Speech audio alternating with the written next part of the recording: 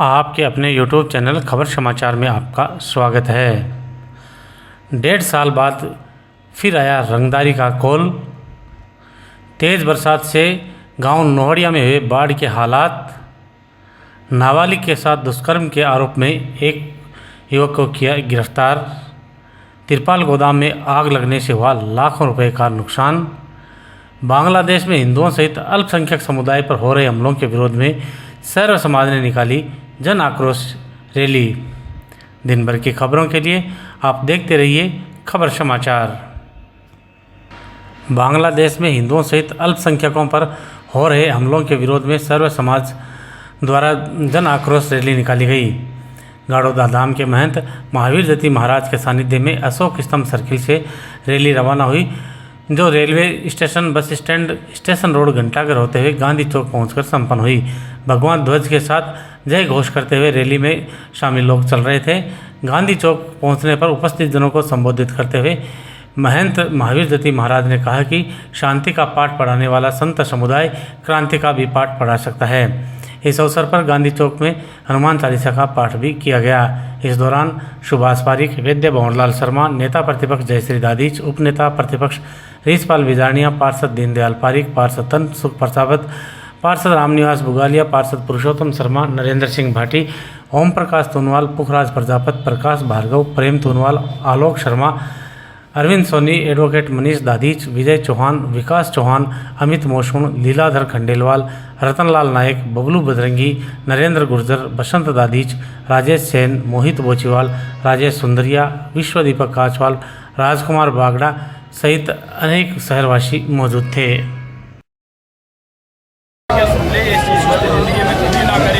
हम संतों ने अगर शांति का पाठ पढ़ाया है तो हम संत क्रांति का पाठ पढ़ा सकते हैं। और जिस दिन क्रांति का पाठ मैंने पढ़ा दिया तो आपको खत्म करने में 10 समय नहीं लगेगा। इसलिए ज़्यादा उछल ठीक नहीं है। देश में रहना होगा तो जय श्री राम कहना होगा। जय श्री राम भगवान के रहना है तो देश के अंदर रहो, और नहीं तो अपने भाई है उनके पास चले जाओ। ऐसे में आप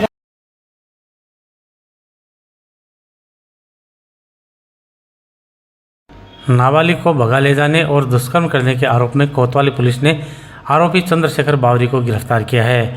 थाना प्रभारी धर्मेंद्र मीणा ने बताया कि पीड़िता के बड़े भाई ने 24 जुलाई को रिपोर्ट दी कि आरोपी चंद्रशेखर पुत्र माणकचंद बावरी निवासी जमालधोरा सुजानगढ़ उसकी 16 वर्षीय नाबालिग बहन के साथ फ़ोन और इंस्टाग्राम पर बातें करता था। आरोपी ने नाबालिग को मोबाइल फ़ोन भी दिया था।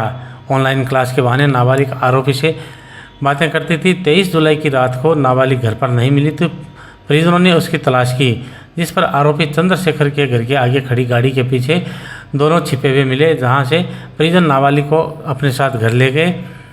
नाबालिग के परिजनों द्वारा चंद्रशेखर एवं उसके परिवार को उल्हाना देने पर डर के मारे चंद्रशेखर भाग गया, जिसे कोतवाली पुलिस ने गुजरात के राजकोट से दस्तयाब कर गिरफ्तार किया है।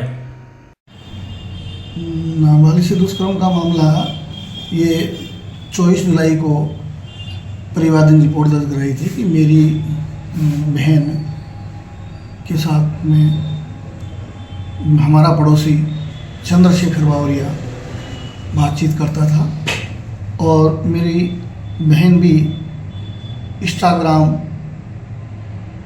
और व्हाट्सएप वगैरह पे ऑनलाइन क्लास लेने के बहाने मोबाइल घर का लेकर के बातचीत करती थी। जो दिनांक 23 जुलाई को रात को घर से निकल गई और उसकी तलाश की तो जो पड़ोसी चंद्रशेखर उसके मकान के सामने कोई गाड़ी खड़ी होना बताया कि उसके वहाँ छिपे मिले, जिसको लड़की पीड़िता को अपने घर ले गए और उसको धमकाया तो वो चंद्रशेखर वहाँ से भाग गया।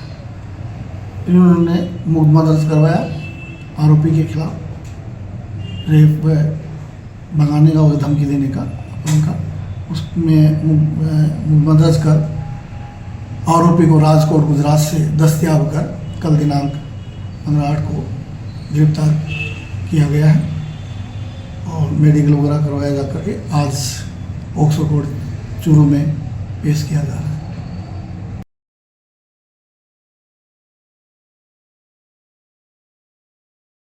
जमालपुरा में हाईवे पर स्थित एमएस के ट्रेडिंग कंपनी के तिरपाल गोदाम में आग लगने से लाखों रुपए का सामान जलकर खाक हो गया। कौशर अली ने बताया कि जमालपुरा में उसका तिरपाल गोदाम है, जिसमें रात करीब 2-2:30 बजे आग लगने से लाखों रुपए का तिरपाल व अन्य सामान जलकर नष्ट हो गया। कौशर ने शॉर्ट सर्किट से आग लगने की संभावना जताई है। कौशर ने बताया कि रात करीब 3 बजे उसके पास गोदाम के पड़ोसी ने फ़ोन कर आग लगने की सूचना दी, जिस पर मैं तुरंत ही गोदाम पहुंचा और फायर ब्रिगेड को सूचना दी, जिस पर fire in charge Bhanwar Singh, fireman Sanjay व प्रताप सिंह एवं फायर ड्राइवर अमजद खान ने मौके पर पहुंचकर आग पर काबू पाया। फायर ब्रिगेड ने 2 फेरे लगाए तथा आग बुझाने में उपस्थित मोहल्ले वासियों ने भी सहयोग किया।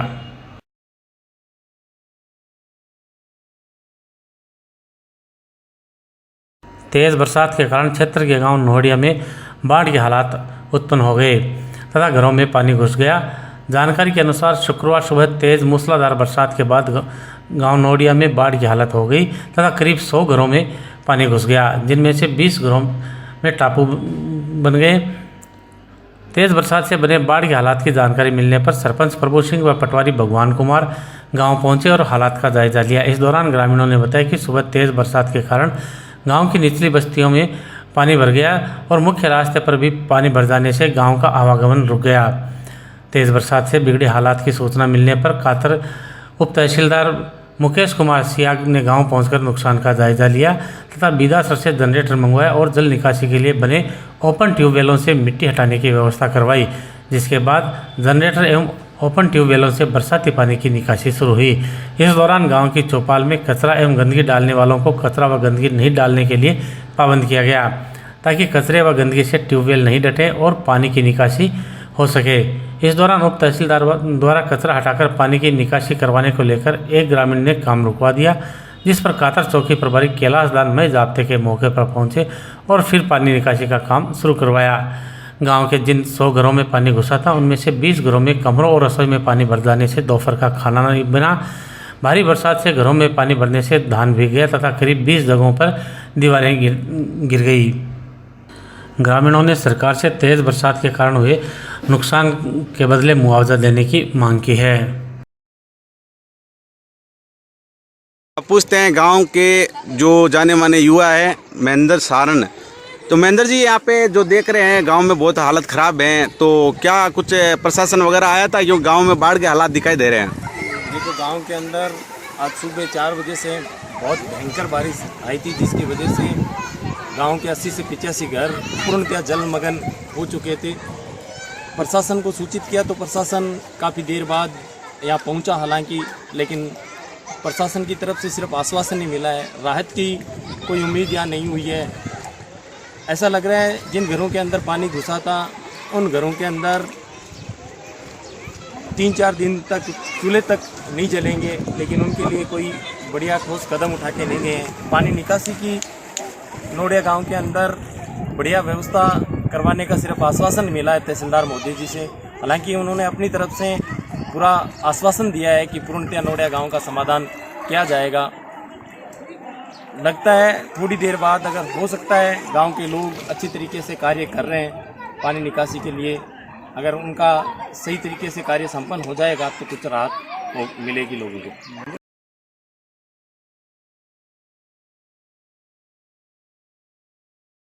करीब 1.5 साल पहले रंगदारी के लिए फ़ोन आने और कातिलाना हमला होने के बाद जडेजा ज्वेलर्स के मालिक पवन सोनी को एक बार फिर वीरेंद्र चारण ने फ़ोन कर रोहित गोदारा के नाम से 80 लाख रुपए की रंगदारी की मांग की है, जिसके संबंध में पवन सोनी ने पुलिस थाने में रिपोर्ट दर्ज करवाई है। वहीं स्वर्णकार समाज ने एडीएम को मुख्यमंत्री के नाम ज्ञापन सौंपकर सुरक्षा व्यवस्था दुरुस्त करवाने की मांग की है। पुलिस को दी रिपोर्ट में पवन सोनी ने बताया कि 13 अगस्त को उसके पास विदेशी नंबरों से व्हाट्सएप कॉल आया, जिसमें फ़ोनकर्ता ने अपने आप को वीरेंद्र चारण बताते हुए 80 लाख रुपए देने की मांग की। कॉल पर वीरेंद्र चारण ने कहा कि मैं वीरेंद्र चारण बोल रहा हूं, रोहित गोदारा का मेरे पास फ़ोन आया है और आप बैठकर निपटारा करोगे या नहीं, आप मेरे गांव के पड़ोसी हो इसलिए फ़ोन किया है। जिस पर पवन ने डिमांड पूछी तो वीरेंद्र ने कहा कि 70 से 80 लाख रुपए दे दो, नहीं तो मरने के लिए तैयार हो जाओ, आपको 200% पुलिस नहीं बचा सकती है। रिपोर्ट में पवन ने पूर्व में मिली धमकी एवं फायरिंग की घटना का उल्लेख करते हुए अपनी व परिवार की सुरक्षा की मांग की है। वहीं रंगदारी मांगे जाने को लेकर श्री मेढ़ क्षत्रिय स्वर्णकार समिति समाज द्वारा अध्यक्ष अरविंद कड़वेल के नेतृत्व में अतिरिक्त जिला कलेक्टर मंगलाराम पूनिया को मुख्यमंत्री के नाम ज्ञापन सौंपकर जेडीजे ज्वेलर्स के पवन सोनी की सुरक्षा सुनिश्चित करवाने की मांग की है। गाड़ौदा धाम के महंत महावीर जती महाराज के सानिध्य में ज्ञापन में व्यापारियों के पास बार बार गैंगस्टर से धमकियां आने, पवन सोनी पर पहले हुए हमले का उल्लेख करते हुए दोषियों को शीघ्र गिरफ्तार कर मामले का खुलासा करने की मांग की गई है। ज्ञापन में किसी भी व्यापारी के साथ अप्रिय वारदात होने पर अनिश्चित काल के लिए बाजार बंद कर धरना प्रदर्शन करने की चेतावनी दी गई है। इस दौरान नगर परिषद में नेता प्रतिपक्ष जयश्री दादीच, एडवोकेट मनीष दादीच, विजय चौहान, प्रकाश माइच, महेश कुलतिया, अमित मोशुण, विष्णु पुजारी, बलराम तोशावड़, मंगलचंद डांवर सहित स्वर्णकार समाज के अनेक लोग उपस्थित थे। आपको बता दें कि 26 मार्च 2023 को जेडीजे ज्वेलर्स के पवन सोनी के पास रोहित गोदारा का फ़ोन आया था, जिसमें उसने वसूली के लिए धमकी दी थी।